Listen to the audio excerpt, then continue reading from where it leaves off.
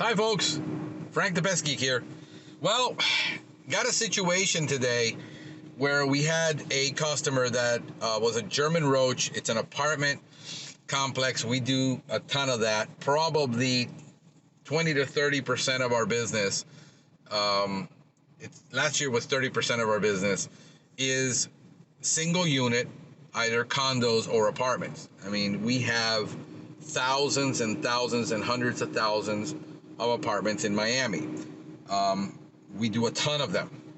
90% of the time, 99% of the time, the tech nails it. Not a problem. It's these 1% that he didn't look because he followed protocol, but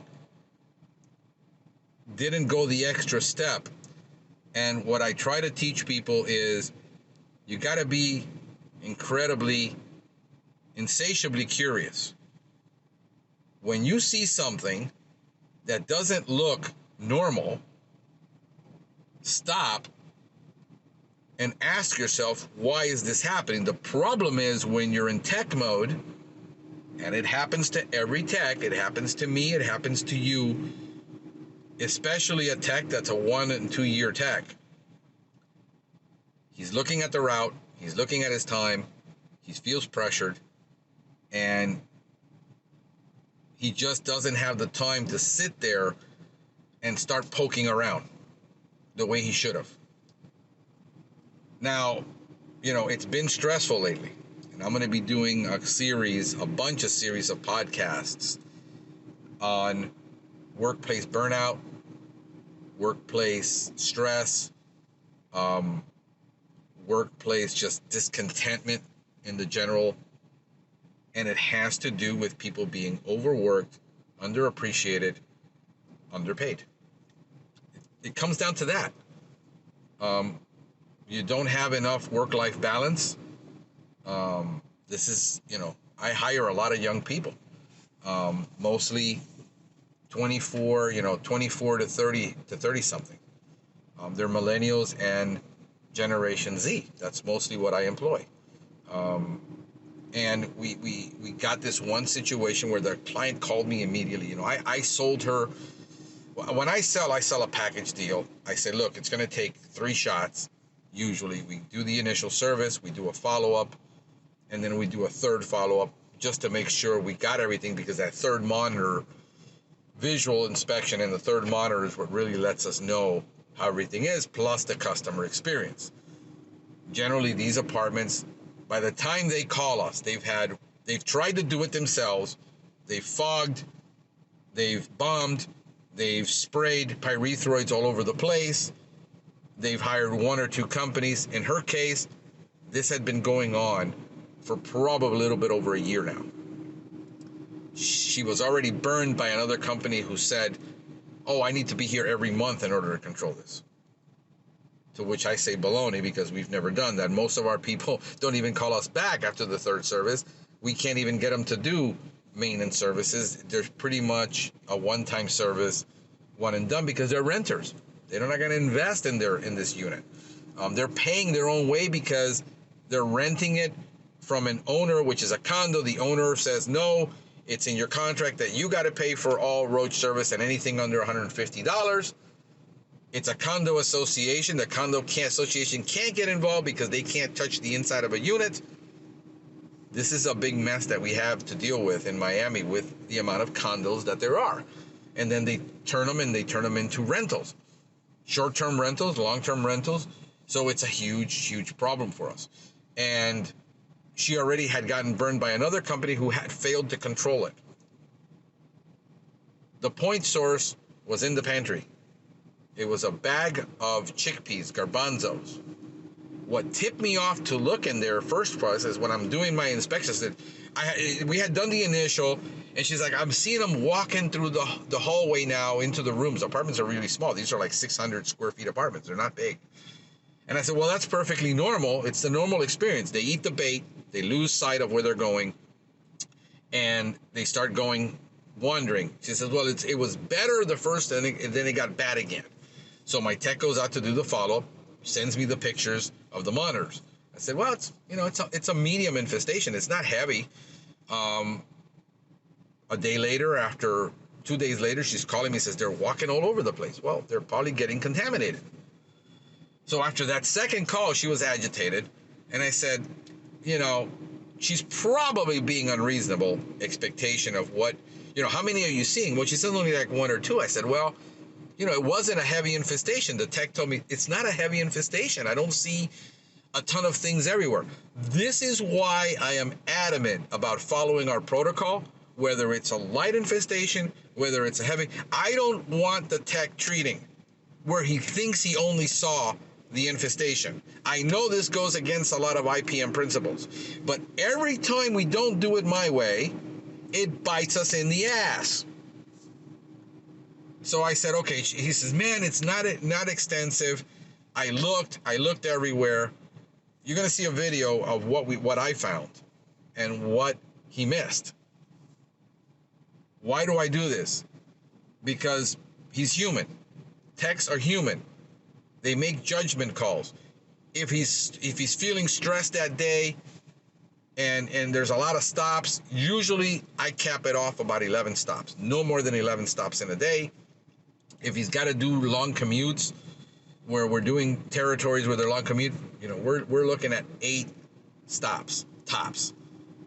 Gets it done in about, between 6 and 8 hours, no more than 8 hours. Never works more than 8 hours, usually about 7.5. Rarely does he working the 8 hours. It's just when you have more than one initial in a day, this is why I don't like to do more than one initial in the day. But we're stressed. We're feeling what everybody else in the industry is feeling. The fact that, and so what was my solution to slow the growth down a little bit? Instead of hiring a bunch of techs and just, doing what everybody does in growth mode, just hire people and keep putting them out and don't train them properly. Don't invest time in them. I don't have the time to invest right now in people. I have to, I have to get me another tech, but I'm going to wait till the end of the year. We're building out a new unit. What did I do to slow the growth down? I raised my prices. So now, instead of doing 2 starts in a day, we're only doing 1. But we're making almost twice as much. That's a strategy. We're still not losing income. I got to get creative. But I got to take those risks as owner. I got to be willing to say, yeah, we're going to sell it for more. We're going to do less production. Everybody's dream, right? Well, desperate times, we can do that, and we have to, and we learn from these desperate times to do things that we haven't done before simply because things have been good. So I go out, I start inspecting. The grain weevils tip me off. Oh, she's got a grain weevil problem too. You didn't see that. Look in the closet, and I see these roaches coming out when I'm moving the packets. I look inside, and 60 roaches pop out at me. Well, he had put bait around there in the bottom of the floor, and he put a monitor, and all these dead roaches are there. But the problem is, they were inside a bag of chickpeas, and when I open up this bag, there's nothing but frass, excrement in there, covering the chickpeas, which has been probably going on for a year. She had bought it from a supermarket and brought it in one of these little Cuban supermarkets, which I tell people I hate shopping at because the pest control is terrible. They pay the lowest fee. They'll pay $45 for a 20,000 foot, store, and pay, $85 a month. And this is why I don't do it.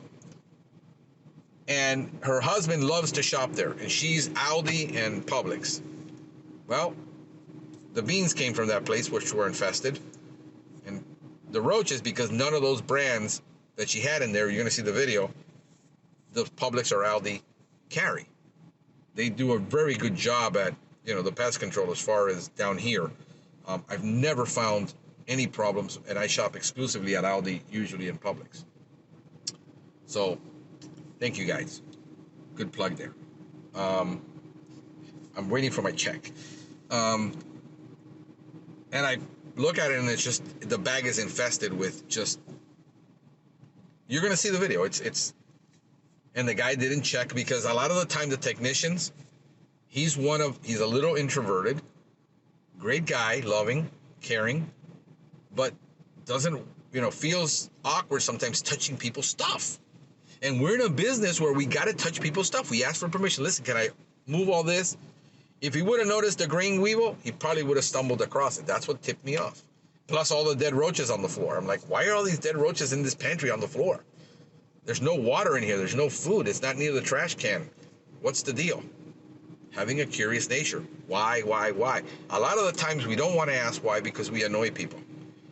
If you're going to be really good at being a technician, you got to have this insatiable curiosity for asking, why is this happening? And a lot of the times when you ask why, it comes across as accusatory. Like, why do you keep asking me all these questions? People get irritated when you ask too many questions. So a lot of people don't like to ask questions. He comes from a family where the family doesn't like asking a lot of questions.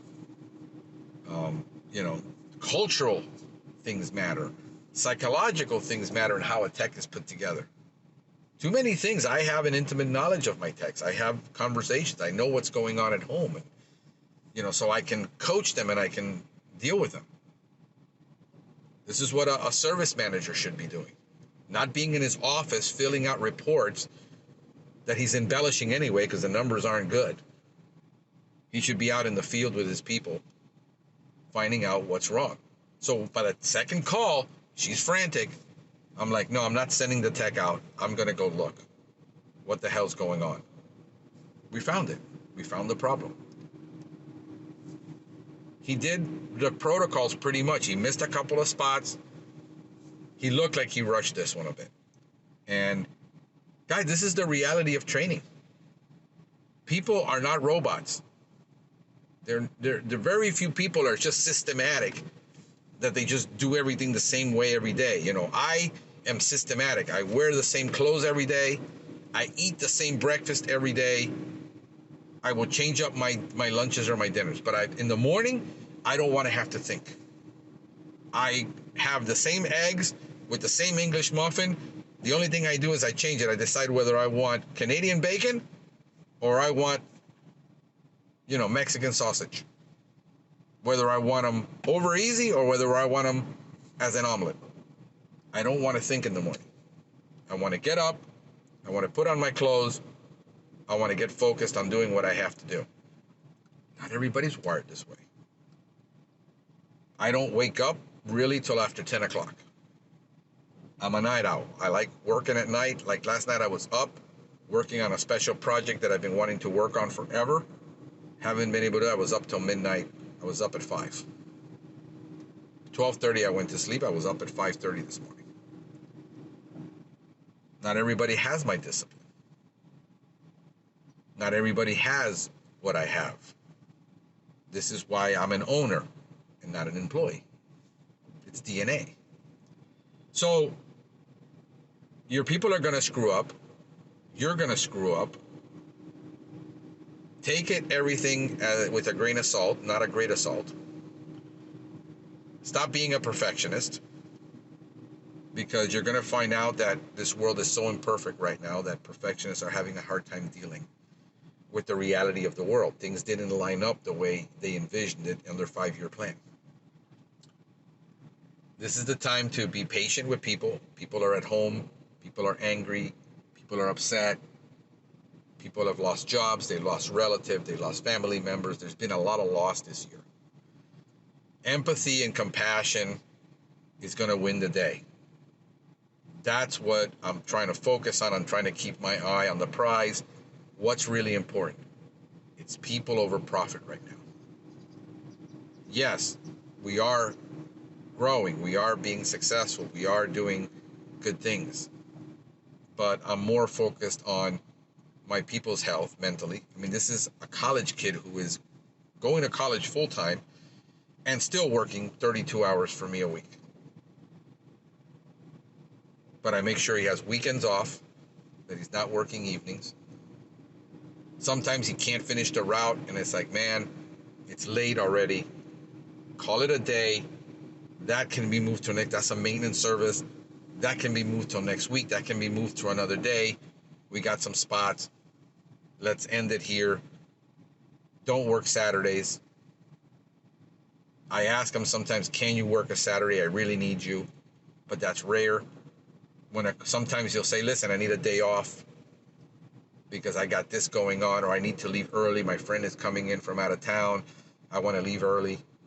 I won't put it. If you communicate with me on that day, I don't put any more stuff on your route, even though I know you're finishing early. Those are the things that go a long way in dealing with your people. The problem is when you're a middle manager and the owners are wanting profit first, profit only. You know, it's the profit motive that I'm in a different mindset. I'm going to be talking a lot over the next couple of months about workplace burnout. I've been burned out. I've been burned out more than once. I know what that's like. So I'm being very sensitive right now to things that are happening, because we're still not post-COVID. We're post the initial trauma of COVID and the shock and awe of it all, and just dealing with it. And now we're a little bit more comfortable. At least I am. I can't speak for everyone. But we gotta have, so she was upset. I'm gonna deal with him on the training. Sometimes the customer drives a technician nuts and the technician just wants to get out of there. She was one of those that she already been burned. She's been dealing with it for a year. She hired a company. The company failed. It's a trust issue. She doesn't trust anybody right now because nobody solved it. So understanding the history, talking to the client, understand the history of what's been happening. But now she knows that I care. Now she trusts me. Now she knows that I was thorough, that I found where the problem was. I found the point source. I put it all in a bag for her. I got it out of the house. I cleaned that whole area out. I swept it. It's not my job to clean up. Well, it's not mine either, but I thought I should do that for the client and remove all those dead roaches and not leave the reminder of what she still has a problem with. Pulled the fridge, swept everything. There were thousands of roaches dead behind the fridge. He had done a great job there. There were monitors there. I know he put the monitors down because I know he moved the fridge. I know he moved the stove. There was a monitor there. There was a monitor in the closet. There was a monitor outside in the areas he was trying to monitor because he couldn't find where the heavy infestation was to justify the amount of roaches he was having. It didn't click. He missed a couple of spots, but nothing that would have eventually gotten solved. So I hope this helps a lot of you owners, a lot of you service managers. When a customer complains, my rule is the technician has 3 shots. But this person was at their wit's end already, because it's going to be the straw that broke the camel's back. The relationship was already strained from the beginning because she had been burned. She was dealing with so many things. God knows if she's dealing with something else in her personal life. Frontline workers, frontline service technicians, frontline people are taking the blunt of the anger from the public for political reasons, for financial reasons, for personal reasons. There are people who have lost 10, 11 family members. They're stressed, they're hurting, they're in pain. Part of my job is to be a salesman, to be a business owner, to be a coach, to be a mentor, but also to be a minister to people. I'm called to ministry. So initially, I think my initial thought is I'm going to give her money back. She's being unreasonable.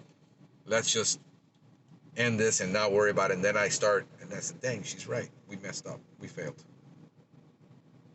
So I redid the entire service again, cleaned all that out for her, took the bags of contaminated food, put it in a bag, took it out of the house, wiped it all down, left it nice and clean, and we will see her in 30 days. And by then, she's going to need probably another service. It was pretty heavy because of that. And we'll see. We'll see how this goes. I'm going to let you guys see the videos of what I found. and have a pestacular day. This is after 1 month. We're doing the follow-up service, which the tech already did. I'm doing a callback on this, but this is a beautiful thing. This is what you want to see. See that right there? That's a male. Look how damaged those wings are. These are all males. Look how damaged. Damaged. Damaged. All these nymphs are damaged. They're probably in the 3rd, 4th instar. These are starting to show some damage. Probably 3rd instar. Why? Point source IGR disc. We're using Niban, Entice 10, Mother Earth on the board to attract them. But look at that wing deformation. Now, these are all males. And that is a beautiful thing. So, behind the fridge, behind here, you're always going to have an infestation. Here's the evidence. There's the excrement. Why do you have an infestation? There's heat, there's water, and there's access to food really close by. When we pull this back, there are the Utica. There's a gravid female with an egg hiding back there. There's an egg that is getting ready to hatch. If it hasn't hatched already.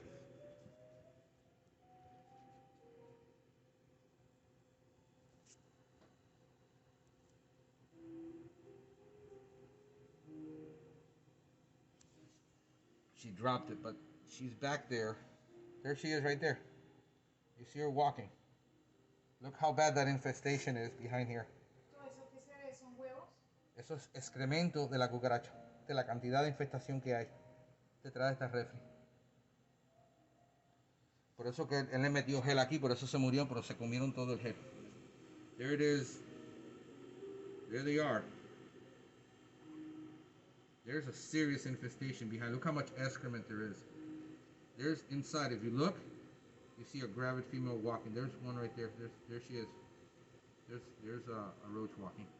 So yeah, it's pretty bad back here. And this is why you always have to pull the fridge. And look if possible. A lot of the times you're going to spray behind a fridge. You're not going to get this because you're not going to reach it. Okay, so there you see the feces. And there was a nymph there just now. There he is, right in there. Look, there's the infestation in there. This is why you see me that I put the bait in that crack. And there they are, coming in and out of there. You miss an opportunity when you leave a crack to get it where you don't bait that area. You lose the opportunity. This is why not seeing roach evidence in an area doesn't preclude that there isn't any and that you're not going to get them. Look at how many dead roaches we have, yet bait was not put here. There's a live gravid female. She's got an Utica. There it is. She's got the egg on her, the egg casing. No bait was put. I just put the bait here just now. We just put the bait. Putting the bait behind the stove because there was no sign. This is why I have a beef about not following protocol and treating all areas regardless of what your inspection said, because you're not going to see this until 30 days later and know that you had a problem back here when we put the monitor. The monitor lets us know we do have a problem, but also it shows us where the problem is reducing by less catches. So protocol, policy, procedure to do every area that you know the pest is going to go to, whether there is no sign. There is no sign here except down here of an infestation. That's it. Look at the feces. There is no feces except down here. There's no feces here. There's no feces up there. There's no feces under the microwave.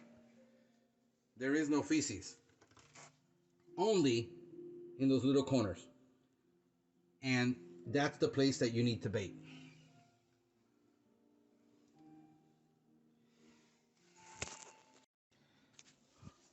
Okay, there is the bait. Let me focus in on it. Oh, I'm upside down on my phone. All right. And there it is in the corner where I stuck the bait, right in their face. Unless you do that, you're being lazy.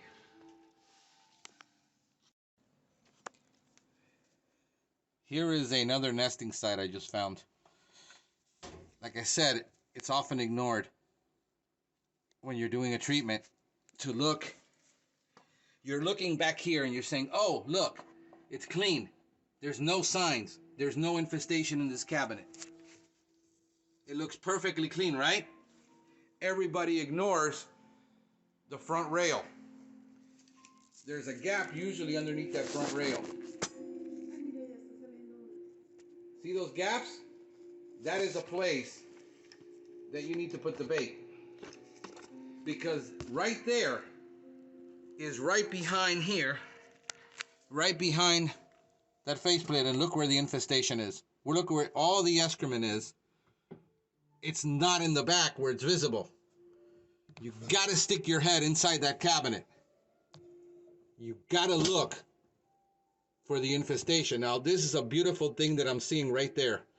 That is the IGR at work, that point source disc, causing that female. Look at those wings, how they're deformed. That egg is probably not gonna hatch. She's probably gonna drop it. That's a beautiful thing. Let's look around on this side. And there's infestation there on this side. There's the excrement. The back is totally clean. And you would not look back here. And that's where the problem is. Here is a common ignored place right underneath. Let me try to get the camera the other way. Right underneath there is ignored, underneath the sink, in the front plate, underneath that sink. Look how many guys are in there. I just finished putting the bait right there. The nymph just went for it. Commonly ignored, and assuming that roaches are going to walk 5 feet to find the bait. A female isn't going to do that. A gravid female is going to stay within a foot or two, and she's going to eat very little and drink very little. And there's a serious infestation behind here. Look at all that excrement, guys. No, look, see, okay, so this is where we ignore the kick plates. We don't put bait in the kick plate. I just finished putting bait right there. And you ignore the kick plate, and the roaches are walking around underneath there. So don't ignore those little cracks. There it is right there. There's another one right there, right next to the bait. And you ignore that, you lose an opportunity. And if they're hiding in that crack, and that crack is wide enough, then, like it is, nymphs could go in there. There you go. We got a very strange one.